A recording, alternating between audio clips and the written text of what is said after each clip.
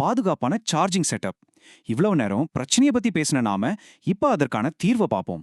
உங்க வீட்டின் அளவை பொறுத்து உங்க சார்ஜரை எந்த இடத்துல வைக்கணும்னு இப்ப ரொம்ப கிளியரா மேக் பண்ணி பார்ப்போம். உங்க வீடு ஒரு 800ல இருந்து 1200 ஸ்கொயர் ஃபீட்குள்ள இருக்கா? அப்ப மெயின் கதவுக்கு பக்கத்துல சார்ஜ் பண்றத கண்டிப்பா தவிர்த்துடுங்க.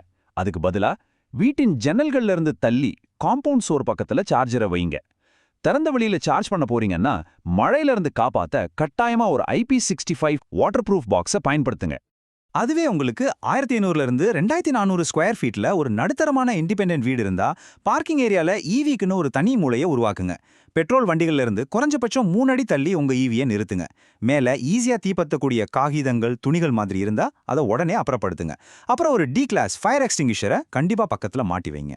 ஒருவேளை மூடிய காரேஜ் கொண்ட 3000ல இருந்து 4800 ஸ்கொயர் ஃபீட் பெரிய வில்லாக்கள் நீங்க இருந்தீங்கன்னா பேட்டரியில இருந்து வர வெப்பத்தை எக்ஸாஸ்ட் ஃபேன் மூலமா கண்டிப்பா வெளியே அனுப்பணும்.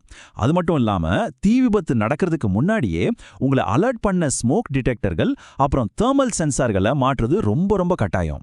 2026க்கான ஒரு சூப்பரான சேவிங்ஸா நீங்க சோலார் பேனல் செட்டப்களை கூட யோசிக்கலாம்.